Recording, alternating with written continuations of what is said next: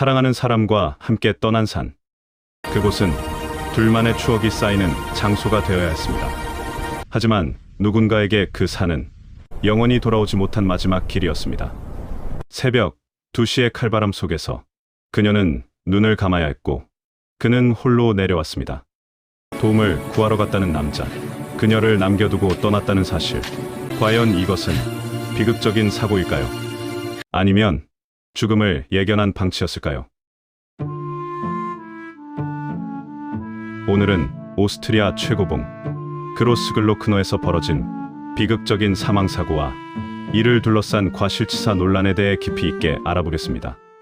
이 사건은 단순한 조난사고가 아니라 법적 책임을 물은 등산 사망 사건이라는 점에서 전 세계 산악계의 주목을 받고 있습니다. 사건의 무대는 오스트리아 알프스 산맥에 위치한 그로스글로크너 산, 해발 3,798m로 오스트리아에서 가장 높은 산입니다. 이곳은 거대한 빙하와 칼바람으로 유명하며 특히 겨울에는 체감 온도가 영하 20도 이하까지 떨어지곤 합니다. 즉, 고급 등반 장비와 경험 없이는 생존 자체가 위험한 고산 지역입니다. 숨진 여성, 케르스틴 구르트너, 그리고 함께 산에 오른 사람은 토마스 플랜버거. 등반 경험이 훨씬 많은 남성이었습니다. 두 사람은 평소 연인이었고 이번 산행은 남성이 주도한 것으로 알려졌습니다. 시간은 2025년 1월 18일 저녁. 두 사람은 정상 등반을 위해 오후 6시경 산행을 시작합니다. 하지만 출발부터 문제가 있었는데 예정보다 2시간 늦게 등반을 시작한 것입니다. 겨울 산행에서 시간 지연은 매우 위험한 선택입니다. 해가 지고 난 뒤 산을 오르면 기온이 급격히 떨어지고 구조도 어려워지기 때문입니다. 오후 8시 50분쯤 정상까지 약 50m를 남긴 지점. 여자친구 구르트너가 갑자기 움직일 수 없을 정도로 탈진합니다.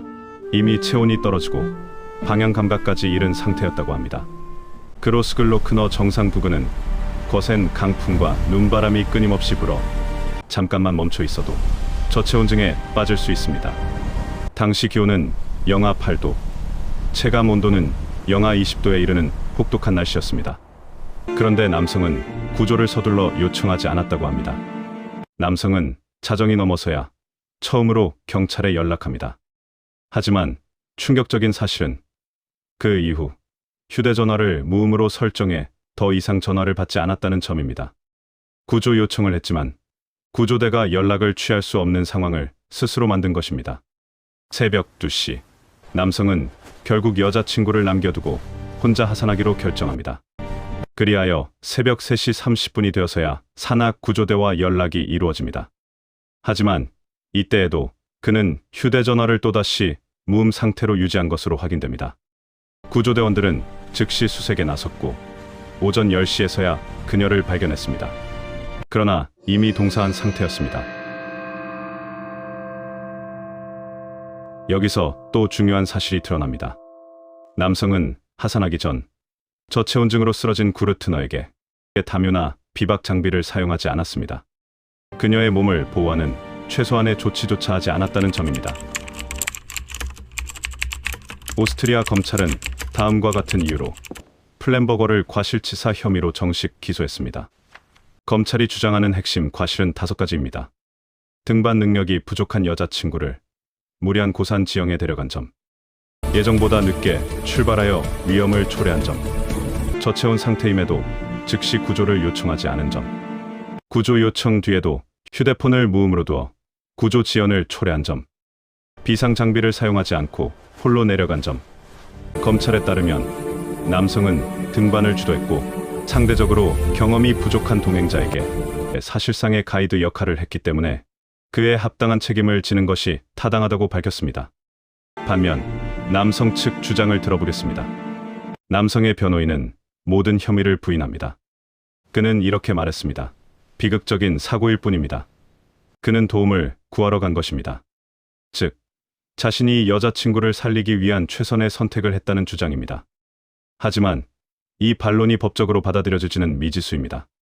만약 유죄가 확정되면 남성은 최대 3년의 징역형을 받을 수 있습니다. 이번 사건은 단순한 산악 사고가 아닙니다.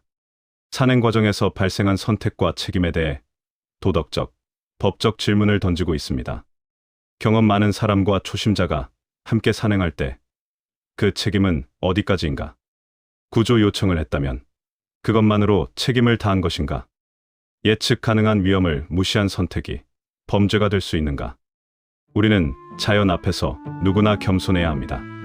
얼어붙은 바람과 함께 사라져간 숨결, 누구도 막지 못했던 그 추위 속에서 그녀는 혼자가 되어버렸습니다.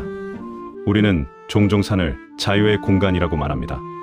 하지만 그 자유는 누군가에게는 돌아올 수 없는 길이 되기도 합니다.